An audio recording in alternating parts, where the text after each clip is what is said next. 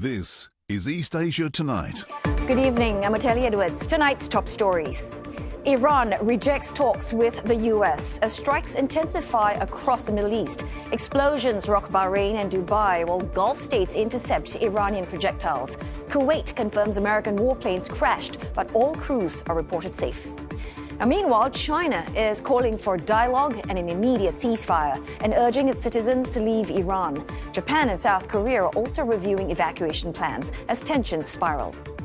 Equity markets skid, oil prices surge, and gold advances as a widening conflict in the Middle East leaves investors fearing for a drawn-out conflict. Singapore and South Korea agree to upgrade their free trade pact. That's among 6 new agreements to shore up supply chains, ease trade flows, and expand aviation ties.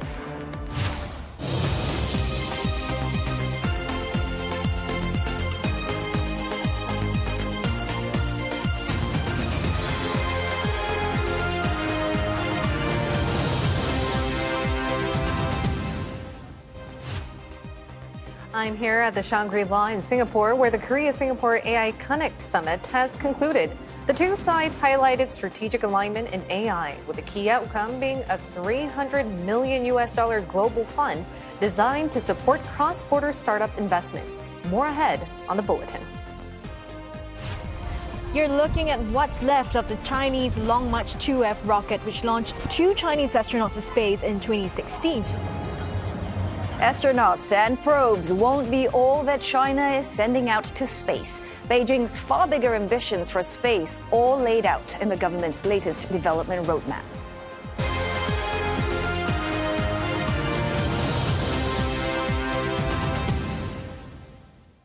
Now, Israel says that the chief of Lebanese group Hezbollah is now a marked target for elimination and that all options are on the table for a ground invasion, but has no immediate plans. This comes as U.S. President Donald Trump vowed to avenge the deaths of American troops in the expanding war with Iran, and as Tehran steps up retaliatory strikes across the Middle East. Now, Israel's military intensified attacks on Lebanon today in response to Hezbollah firing rockets and drones across the border. Iran also targeting U.S. assets based across the Gulf to avenge the killing of its supreme leader, Ali Khamenei. Gulf countries, including Bahrain and Qatar, have reported intercepting Iranian projectiles. A U.S. airbase in Kuwait was also targeted.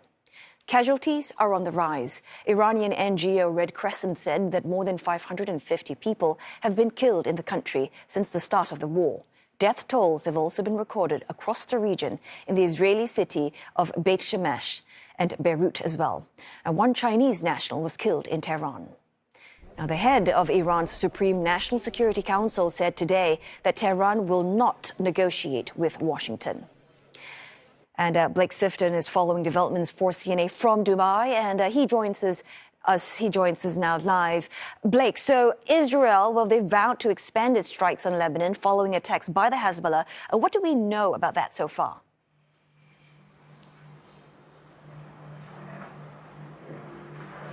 Good evening. That's right. We've heard from the chief of staff of the Israeli military, Eyal Zamir, and he has said that Israel will embark on a multi-day offensive in Lebanon. As you say, at this stage, it's unclear if ground troops will be involved in that, but it is not beyond the realm of possibility. Israel also says, of course, that they are targeting the head of Hezbollah, named Qassam. And they recently said that they targeted a senior Hamas commander in Beirut. They did not name that commander or say if he was successfully killed or not. But of course, the situation there really is escalating. Now, what's interesting is that Hezbollah took this major step of firing on Israel for the first time in over a year since the ceasefire was reached with Israel in November 2024. They didn't join in the June war, the 12-day war in June between Israel and Iran. Of course, it's understood that they were severely weakened by their own war with Israel and weren't trying to provoke a response. But now they have responded. They have fired on Israel after Israel killed the supreme leader of Iran.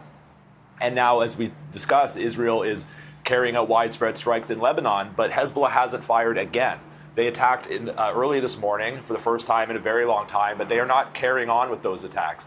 So it's unclear if that was a one-off a symbolic strike, essentially, to protest the killing of the supreme leader of Iran, or whether they're keeping their heads down, whether they're having trouble mounting more attacks under fire, or whether they plan to continue firing on Israel.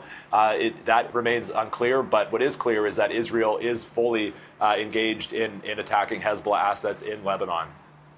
Well, now, as tensions spiral, Blake, we're also hearing that there are strikes reported across Gulf nations. What are some of the latest developments there?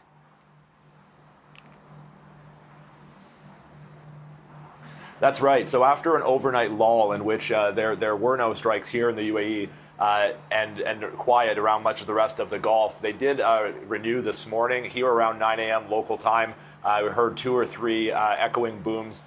In the air, those would likely be interceptions. Unclear if it was drones or missiles. There's been no reports of damage or injuries from those. There was also explosions, interceptions reported in Doha, Qatar, as well as Bahrain.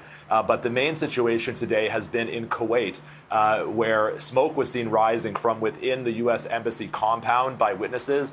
Again, it's unclear if that was a direct hit with a drone or missile, or whether that was flaming wreckage that fell in the vicinity of the embassy. And there's another situation ongoing in Kuwait, which is quite unclear but very significant. The Ministry of Defense has said that several U.S. warplanes have crashed in Kuwait. Video on social media showed jets falling from the sky on fire, along with pilots parachuting out. And the Ministry of Defense said that the pilots survived. Now, it's unclear how many planes were involved and what kind. And it's absolutely unclear at this stage what brought them down, whether it was Iranian fire, friendly fire, any number of other things. But this is significant in the sense that these would be the first planes to crash, and in that 12-day war in June, no Israeli or American planes went down. All right, many thanks for that update. Blake Sifton reporting for CNA from Dubai. Now, beyond the immediate region, the war is adding strain and uncertainty to global economies. Against this backdrop, China reiterated a call for diplomatic talks and a halt to the fighting, while urging citizens to evacuate from Iran as soon as possible. 中方对当前局势深表关切，坚决反对在国际关系中使用武力，侵犯别国主权安全。当务之急是立即停止军事行动，防止战火蔓延和外溢。中方愿同国际社会共同努力，积极劝和阻战，推动通过对话谈判解决问题，维护中东和世界的和平稳定。 The Japanese Prime Minister Sanae Takaichi has urged Iran to pursue a diplomatic solution as Tokyo takes steps to protect its citizens in the region. 現在のイラン・イスラエルの情勢を踏まえると、政府としては万が一の場合に備えて邦人の陸路での国外退避の準備を進めているところであります。邦人の安全に関わるため具体的なルートや時間の詳細について言及することは差し控えますが、イスラエルにおいては早ければ日本時間本日にも現地大使館が退避のためのバスを運行する予定です。 Over the weekend, South Korea urged for all parties to ease tensions. Seoul says it's closely monitoring developments and will take steps to protect its citizens, including evacuation plans if needed. Taiwan said it has no immediate plans to evacuate its citizens from the Mideast, as it says that Iran's retaliation remains focused on U.S. military sites and not against civilians. All right, a quick look now at regional markets amid rising geopolitical tensions. Stocks are falling as investors brace for a potentially prolonged conflict in the oil-rich Middle East. Markets in Tokyo, Taiwan and Hong Kong are all deep in the red. And we're bringing you a detailed analysis a little later with Roland Lim. We've got more to unpack. So for more insights, let's bring in Mohammed Sinan Siech, a lecturer in international relations and politics at Wolverhampton University. Well, good evening, Dr. Siech. Thanks for joining us. So let's just start with the big picture question. Given just how widespread is retaliation by Iran, walk us through some of the implications in terms of global stability, especially in this region, if this conflict continues to broaden. Yeah, so I think there are three different ways of looking at it, right? One, you would have to look at regional implications itself. This is within the Gulf. So the fact that Iran has been attacking targets within the Gulf nations as well, whether that's UAE, Bahrain, or any of the other nations, that starts creating a lot of tensions. Now, initially there was some sort of call for like, okay, look, we're not the Gulf nations were quite open about the fact that they were not allowing for Americans to use their countries as a launching pad to attack Iran. But even then there have been retaliation strikes into these nations. So now you have, for example, Saudi Arabia noting that, okay, look, if this continues, then we're going to have to retaliate one way or the other, right? And that starts creating more tensions within the region. So that's one level that you need to look at. Then the second level is obviously within the global order itself. So, for example, when we talk about the idea of sovereignty over here, the fact that there have been peace talks before this, there were there were discussions that there might have been some breakthroughs, but even then there were attacks taking place. It kind of starts upending the global order in place, which is on the idea of sovereignty, right? And the fact that, okay, it's not as much a rules-based order anymore as much as it is a power-based order. So that's the second, global implication that we look into. And then third is on the Southeast Asia, East Asia side, where you have China engaging, with Iran, with the Middle East, and with global powers. And that is another arena that needs to be looked into, where there are certain implications that start following through, as we will discuss in a bit. Also, I mean, when we talk about longer-term strategic messaging here, what sort of signal do you think these strikes, right, on Iran's leadership as well as the nuclear infrastructure send to other nuclear-armed, like Pyongyang, for instance, or nuclear-ambitious states about their vulnerability, about their regime survival?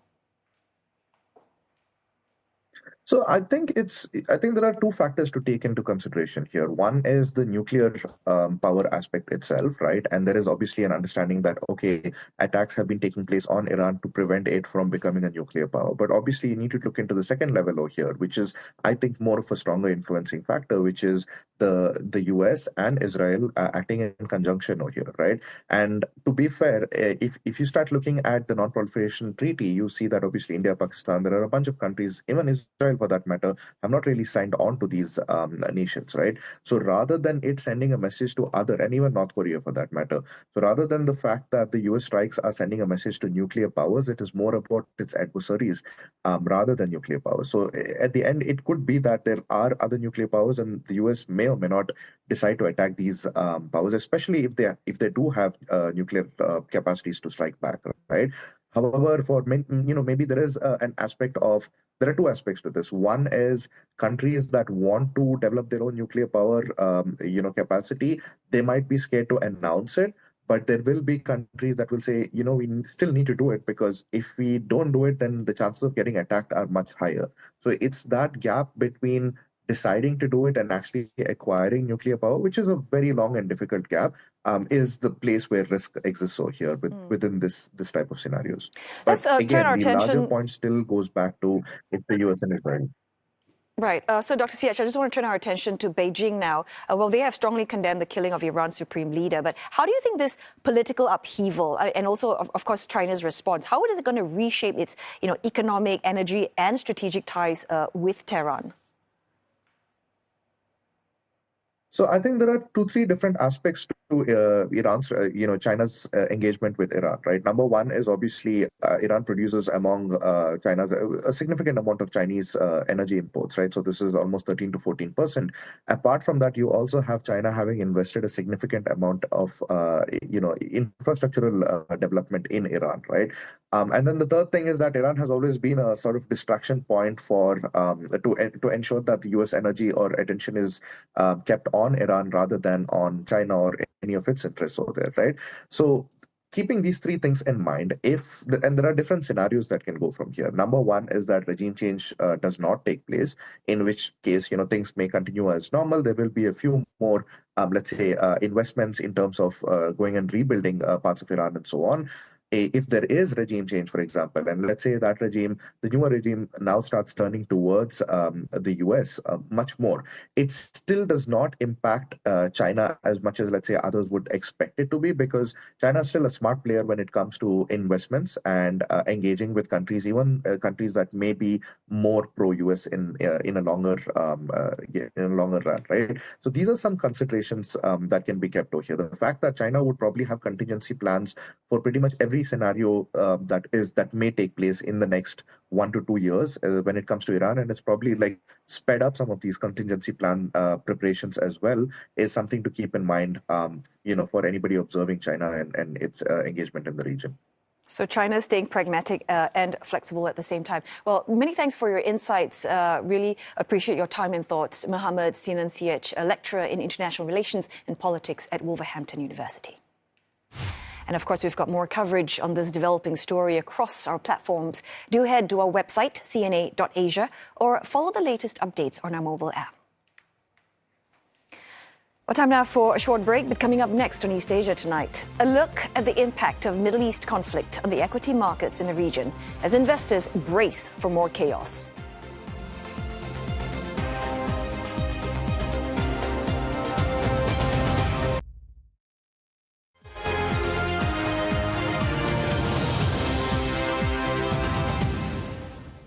Hello again. Good to have your company on East Asia Tonight. It is now time for your business news. And Roland here is to tell us more about the widening conflict in the Middle East. And I believe it's rippling through the markets today. Right, you are. Yes, oil and gas prices surge. Asian stocks fallen, led by airlines and hotel groups. Safe haven gold also at a 1-month high.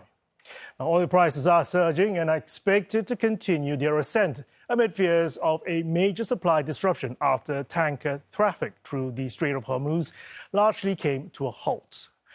Brent crude is currently up 7.9% in Asian trade. U.S. market West Texas Intermediate also up by 7.4%. This after rising by as much as 13% earlier. Now, on a normal day, about 1/5 of the world's oil supply passes through the strait, and this includes crude from Saudi Arabia, the UAE, Iraq, Iran, and Kuwait. Now, tankers also carry refined products such as diesel, jet fuel, and petrol to major Asian markets, including China and India. But to cushion some of those disruptions, OPEC Plus has raised oil output by 206,000 barrels per day in April, which could help mitigate the impact on oil prices. Although the increase ends a 3-month pause in production hikes, it still falls short of expectations for larger output increases that had been discussed in recent days. Equity markets across East Asia sank as investors see no clear end to the Mid-East conflict. Tokyo ending the day down 1.35%. Taiwan's weighted index is also down 0.9. Now, China's main stock indices, little change. Investor sentiment was on the mainland, supported by expectations that Beijing could step in to stabilize markets ahead of a key parliamentary meeting later this week. However, Hong Kong's Hang Seng Index, which has more global exposure, it fell about 2%. Gold, a key go-to in times of turmoil, climbing 2%. Silver on top of that by about the same, 1.69 in the green. The US dollar also seeing a boost from a rush into safe havens. The rush to the yellow metal speeds up capital outflows from the crypto market, just as more traders thought a Bitcoin market bottom could be nearing. The cryptocurrency continue its slide again today. Other cryptocurrencies also following lower this afternoon. Airline stocks took a battering as they were forced to cancel flights to the region. And there are concerns that surging fuel costs and airspace disruptions would hit the travel sector. Cathay Pacific sagged 3% or 3.9% in Hong Kong today. Sydney-listed Qantas diving 5.4% into the red. Singapore Airlines is off by 4.7%. Japan's ANA GEL also falling by more than 5%. Energy producers, by contrast, gaining as surging crude lift the outlook for revenues. Now, PetroChina adding almost 4% in Hong Kong. Inpex in Japan was up more than 6%. The prospect of increased spending boosting defense firms. Japan's Hosoya Prio Engineering, well, that surged by as much as 9.7%. And just China's J-35 stealth fighter maker Aviation rising more than 5%, while drone maker Avic Chengdu rocketing nearly 20%. Shipping stocks rising as expectations grow that the conflict would force businesses to rush to secure alternative routes to the Straits of Hormuz, even at higher shipping costs. Japan's Kawasaki Kaisen rising nearly 6%, China's COSCO Shipping Energy Transportation gaining 9%, and Taiwan's Evergreen Marine advancing 6.6%. Oh, markets, of course, reacting after U.S.-Israeli strikes on Iran, and investors are watching one place on the map, and that's the Strait of Hormuz. Well, Roland is here to tell us a little bit more about why this narrow channel, why is it such a big deal? Well, the Strait of Hormuz is basically a choke point. I mean, literally, because at its narrowest, it's only 33 kilometers wide. So any security scare could actually choke off traffic very quickly. Let's pull up a map of the region. The Straits of Hormuz sits between Iran and Oman, and linking the Persian Gulf, of course, to the Arabian Sea. It is the most critical choke point when it comes to global oil and gas trade, and it handles some 20%, as I just mentioned, of global oil consumption. So elaborate a little bit more about the energy. Walk us through what are some of the numbers we are talking about? Yeah, they're enormous. I mean, the U.S. Energy Information Agency, it reckons that flows off through the Straits of Hormuz is something like 25% of global seaborne oil trade, 20% for LNG gas. So that mainly comes from Qatar. So another estimate I have for you is from the global commodities data provider Kepler, and they say that in 2025, 416 million barrels of oil traveled through the Straits daily. So we're talking roughly about 33% of the global oil trade. We're talking about 20% of LNG. Those are pretty impressive, massive numbers. So who's going to be most vulnerable if this thing tightens? Yeah, by a long shot, it will be Asia. Why? Because it's estimated that 84% of all that traffic lands up in Asian shores. And the biggest markets would be China, India, Japan, and South Korea, who all also rely on LNG. And that's why the disruption, when it happens, could become a global problem. Of course, surging oil prices means that expectations of higher inflation. Higher inflation means that there's increased risk of a recession. And also, for example, the US Fed won't be able to, or won't have room to bring rates down. And that could, if this situation plays out longer, it could exacerbate a global recession. So I know, Roland, this sounds like quite a basic question, but still quite an important one. But why is it that oil producers can't just simply pump more in order to offset the demand? Yeah, two problems. First off, the excess capacity globally actually is in the Gulf region. So they have to bypass, they have to go through the Straits of Hormuz, which brings me to my second point. You would be asking then, why can't we bypass the Straits of Hormuz? Well, that's because most of the capacity for these oil producing states are actually in the region itself. I mean, it's estimated there could be something like 216 million barrels of oil that could be diverted through pipelines past Hormuz, but that's still very little as compared to what's actually needed. Sorry, 2.6 million barrels, I said. I said 260, that's wrong. 2.6 million barrels. Remember, I said earlier, 14 million barrels a day, right? So it's a drop in the ocean. And also countries like Bahrain, Qatar, Kuwait, they don't actually have alternative pipeline routes that doesn't involve not using the Straits of Hormuz. What about governments, though? I mean, if they step in, what can they do? Well, governments have reserves. The U.S. reserves, it has critical reserves. It's got the strategic petroleum reserves, which is something like 416 million barrels as at February, according to its energy department. But experts are warning, yes, governments have reserves, but it also depends on the scale and size and duration of this conflict. Stocks can buy you time, but that will dwindle down if this conflict becomes a much larger disruption for oil supply. Right. And I know there's plenty to unpack here, but we'll leave things as it is for now. Thanks so much for your insights, Roland.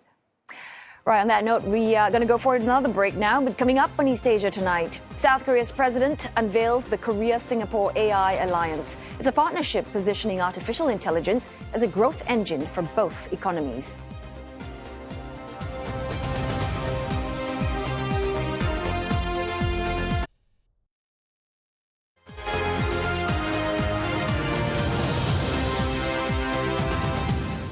This is East Asia tonight, and here are the headlines we're following. Iran says it will not negotiate with the U.S., promising stronger retaliation after the death of its supreme leader. Tehran stepping up strikes across the Middle East, including Kuwait, where several U.S. warplanes have reportedly crashed.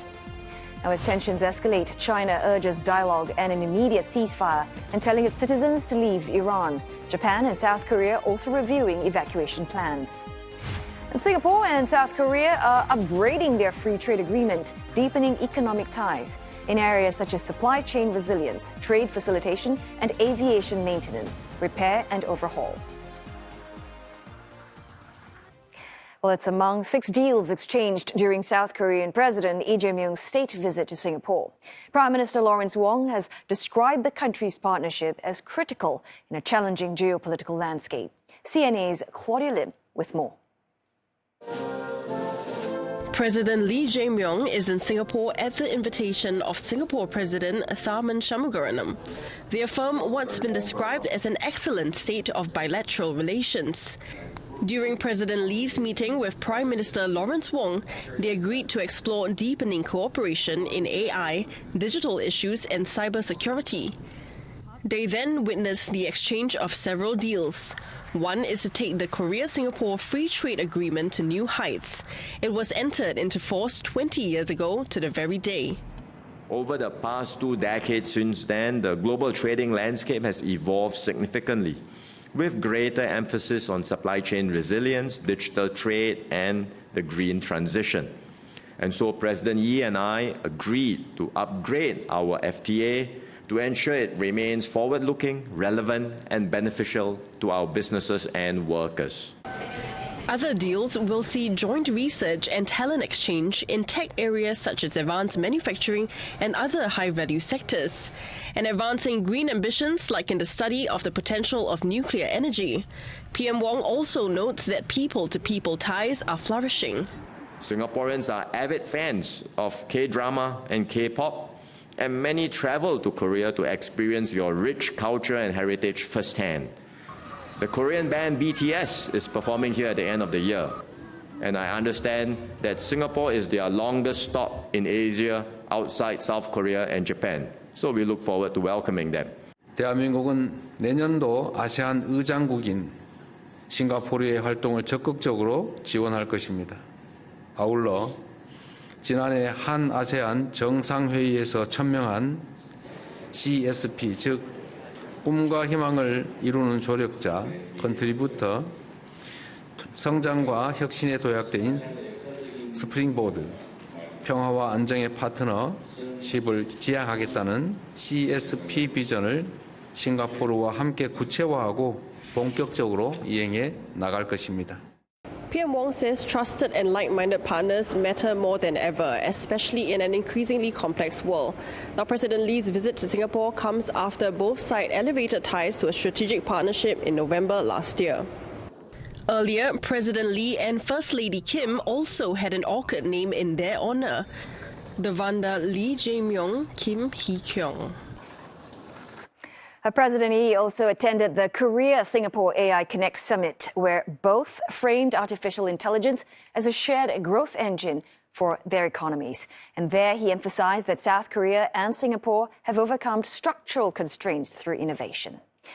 And right, for the very latest, let's cross live now to Grace Shin, who is at the Shangri-La in Singapore. So, Grace, can you elaborate a little bit more? Tell us how Singapore and South Korea stand to gain from one another. Well, Tilly, South Korea brings industrial scale, deep semiconductor capabilities, manufacturing-based AI transformation, and significant investment in compute infrastructure. And this is going to be fostered even further with its AI push this year, which is backed by significant funding.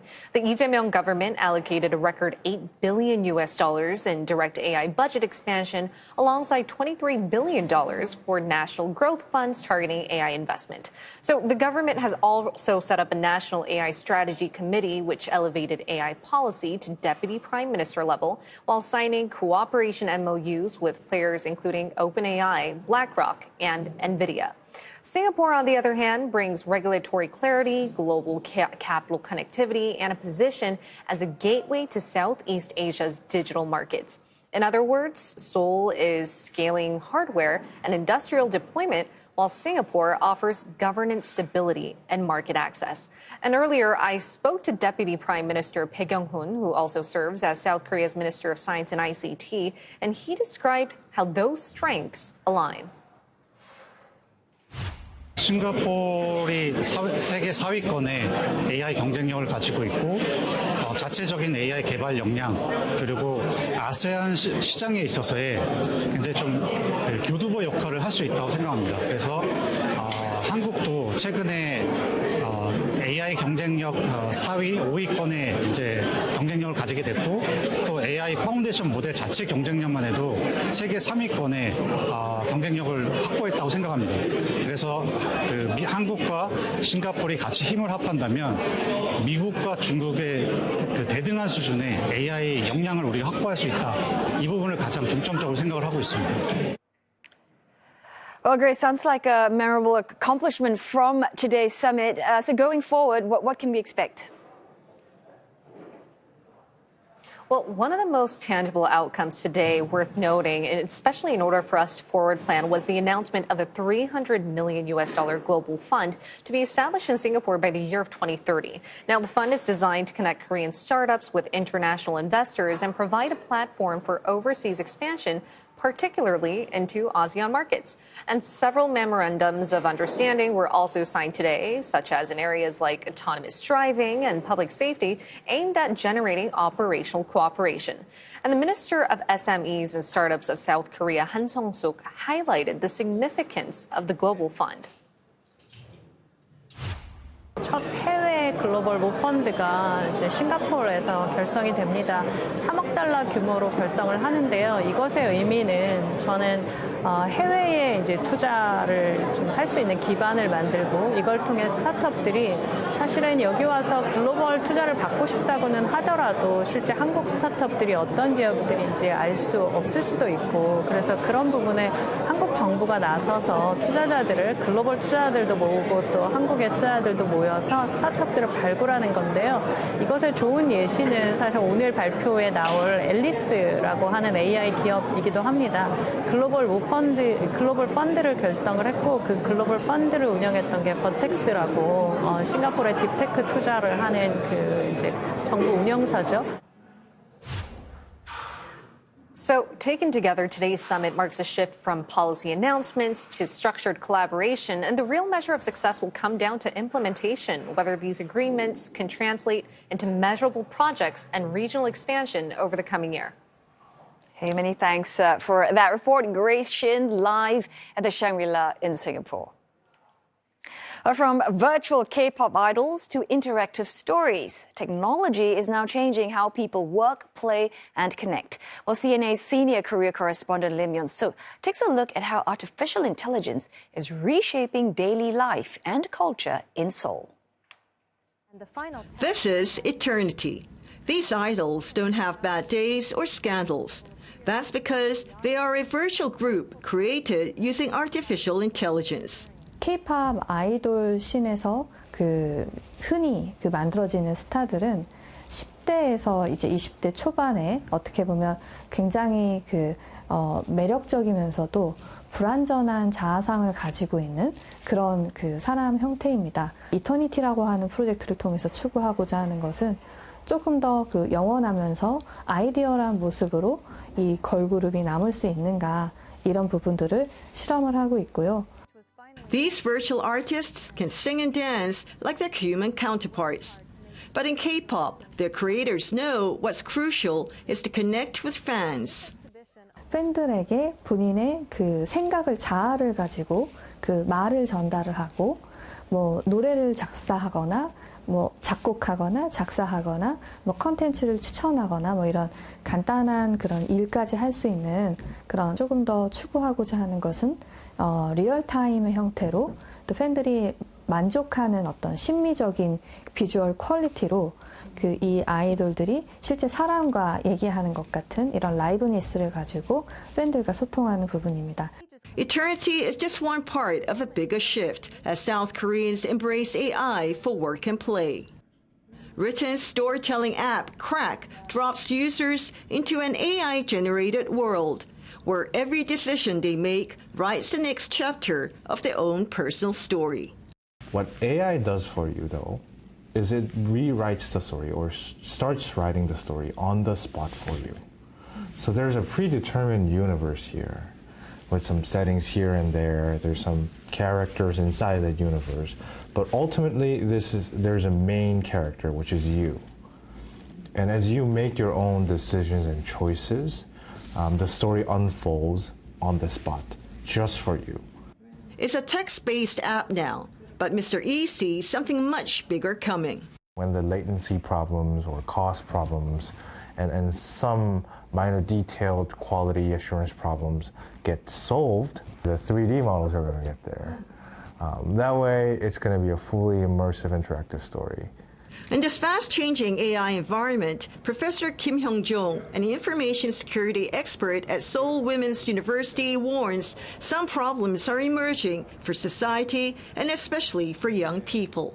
지금 고민되는 거는 딥페이크 이슈, AI가 만든 캐릭터가 특정한 개인을 연상하게 만드는 그런 상황이 되면 그것에 대해서 이제 사생활 침해가 될 수도 있고 그다음에 개인의 명예를 실추시킬 수도 있고 청소년들 같은 경우는 그 캐릭터들하고 상호작용하는 과정에서 제대로 못하는 그런 상황으로 좀 연결이 되지 않을까 우려 사항이라고 볼 수 있을 것 같아요.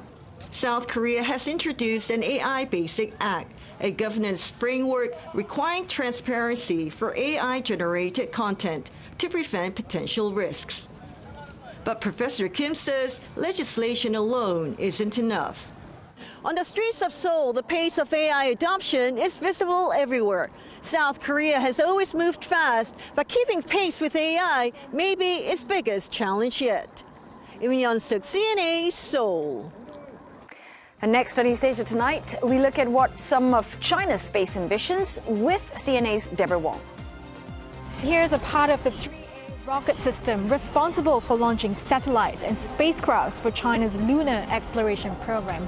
Now, the point of this free exhibit to show that lofty ambitions can be within reach.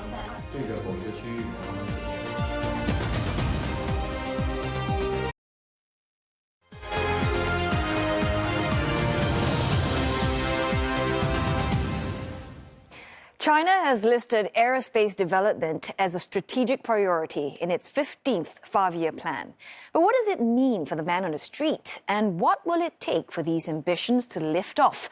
Well, CNA's Deborah Wong tells us more. From launches to returns, China's Shenzhou missions are widely televised, but less publicized, the rocket system that makes it all possible. You're looking at what's left of the Chinese Long March 2F rocket, which launched 2 Chinese astronauts to space in 2016. Now you see the scratch marks and the scorch marks all across the body of the rocket. And that's a vivid reminder of the journey that it's undertaken. And here's a part of the 3A rocket system responsible for launching satellites and spacecrafts for China's lunar exploration program. Now, the point of this free exhibit to show that lofty ambitions can be within reach. In January, the country's main contractor for space programs charted out its roadmap for China's 15th five-year plan. It will set up its space tourism system, build data centers in space, study space mining, and improve the monitoring of space debris and the removal. China hopes these plans can pave the way for international collaboration. They need new frontiers in this sector to demonstrate that, okay, China is still leading or can be a leader in the space industry in terms of technology advancement. Dr. Dong is part of an academy that fosters education in the space industry, an area in which private companies such as Changyu Space have been leading the charge. 我们2026年底是计划发射第一颗高轨的这个中继卫星，然后它会实现对于东盟地区整个的覆盖。就例如我们的东盟地区吧，它比如说有一些矿场的监测或者说一些远海渔业，它会涉及到一些信号无法覆盖的情况。 The Shenzhen-based company has its sights on the world. Changyu Space plans to build a satellite network that eventually offers coverage of the entire globe. And it's operating right here in Luowu district, the very place where economic reforms in China first took shape in the 1980s, opening the country to the world.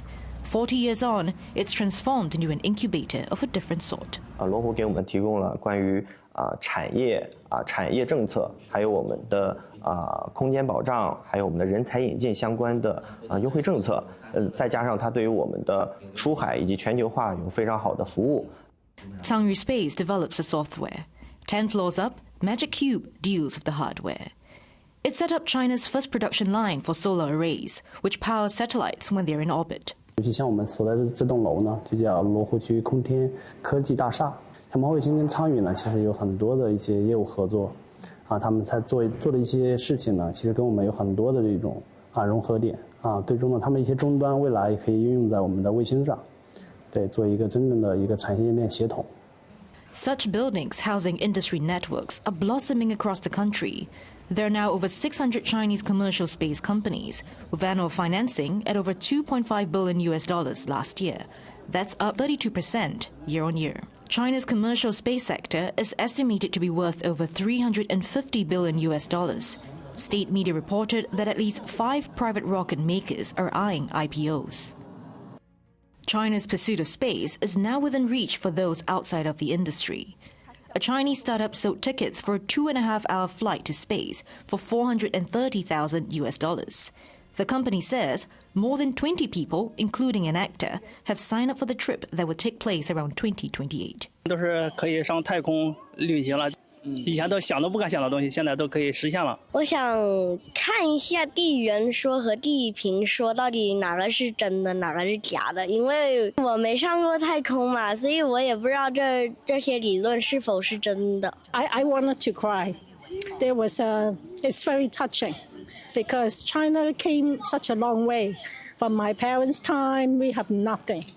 To see something like this that we develop ourselves, I was just like walking here, just put tears in my eyes. You only have one choice.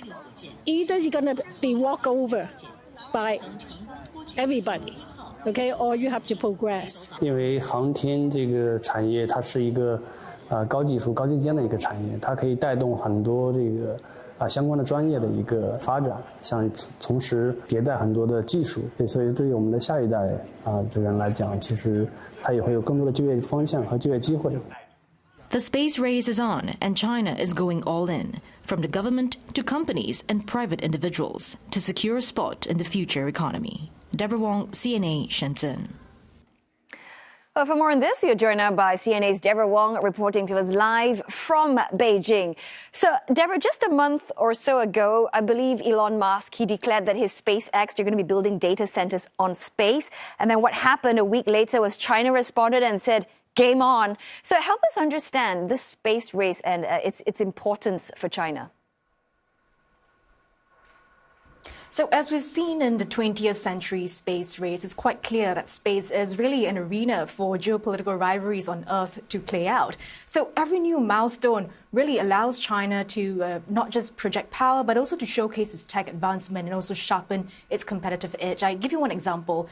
China had its Chang'e mission, and back in 2019, it actually launched the first ever spacecraft to land on the far side of the moon, and it really was the first ever country to achieve that. And within a few years, in 2024, it launched another spacecraft to collect lunar samples from the far side of the moon as well, really making China, achieve something that the US has not been able to do. And that really brings China also one step closer to mapping out lunar history as well as making new discoveries. And that's significant because up till then, China has always been trying to play catch up to the US. And those two missions really showed that China can be considered a serious contender in the space race. And also, Deborah, not to mention that, these endeavors, they're super expensive. You must develop the tech and not to mention, each time it fails, it also costs money. But winning this race is crucial, isn't it? It's very crucial. I mean, absolutely. Space is a sector where those with deep pockets as well as a high tolerance for failure, that's essential traits to have because space really is a very vast, uncharted territory. So you need a lot of patience to try to get even close to reaching a milestone. Now, China, in naming space as a strategic growth pillar, we see Chinese political will translate to R&D subsidies as well as state investments, and all this money, they're flowing into Chinese companies, private companies like Landspace, which is currently developing China's first ever reusable rocket. And eventually, if that's successful, that paves the way for more sustainable launches on a larger scale. Now, US-based company SpaceX, that's run by Elon Musk, it's the first ever company and the only one in the world to do so far. And that's going to be putting US way ahead of China. So state subsidies aside, China's promotion of, private sector investments has also fueled the innovation drive. So you put two together, that really is building an ecosystem that creates opportunities to develop and to innovate. But that's really only the starting point, because when we talk about global supply chains on Earth and we translate that to the future of space, it's no doubt going to be internationally connected. Have a listen. Countries have to invest a lot on space if they want everything on their own.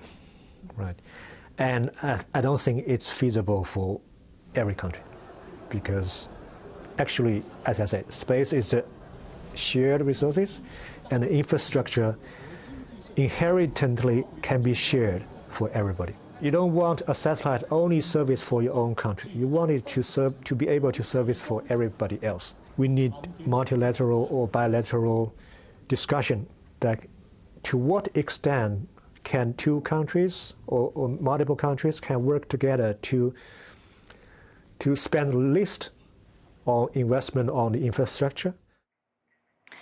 And that's where I'm hoping you help us answer that question, Deborah, because we do see international space collaboration, but given today's geopolitics, right? I mean, how feasible is it to continue fostering that?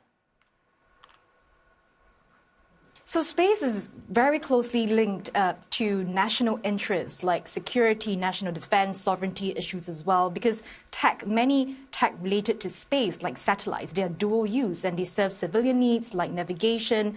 They also do serve military needs like intelligence. So export controls on such technologies really do limit cross-border collaboration. The US has banned NASA from working and sharing data with China, and Chinese nationals are also restricted from working in NASA. But partnerships in commercial space, that's one area where experts are saying could be possible for international collaboration. As it is, we already see some people multiple countries sharing data on climate monitoring, disaster report management. All these require the use of remote sensing data as well as satellites. So that could be a possible avenue. And for the mainland to do that, perhaps they could be tapping on Hong Kong as well, because the common law system is right there. And I spoke to one expert, Gary from Natixis, to understand more about this collaboration. Have a listen.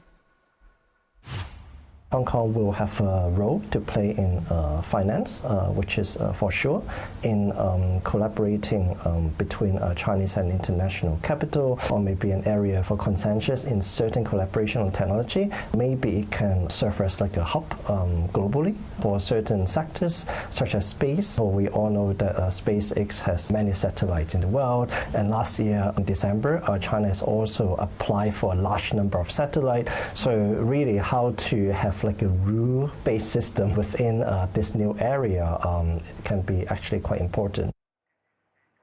So, Deborah, we know that China has poured in billions in this new frontier, but what does it mean for ordinary Chinese and also for its economy? So we look at the big picture, right? China aims to achieve high-quality development in its commercial space sector by 2027. It's already listed space as a strategic growth pillar in its 15th five-year plan, which we were going to which will be discussed in Beijing this week. And proposals since late last year already focus on strengthening national resilience in science and tech, boosting consumption. So we're going to see all those details being discussed this week. Now, local governments, we know, have already been encouraged to set up innovation centers to spur R&D, specifically for reusable rockets as well as smart satellites, as they pave the way, for potentially space mining, space tourism, and space data centers in the future. And all these ideas, they are expected to create new supply chains as well as pave the way for new career roads, not just in tech, but also in insurance, legal, financial services. And, they would eventually be creating jobs that we don't even know exist today. Oteli. All right, thanks so very much for that story and that report. CNA's Deborah Wong reporting to us live from Beijing. And on that note, we wrap up this Monday's edition of East Asia Tonight. Don't forget your headlines anytime at cna.asia. And you can find us on all the socials, Facebook and YouTube. Thanks for watching.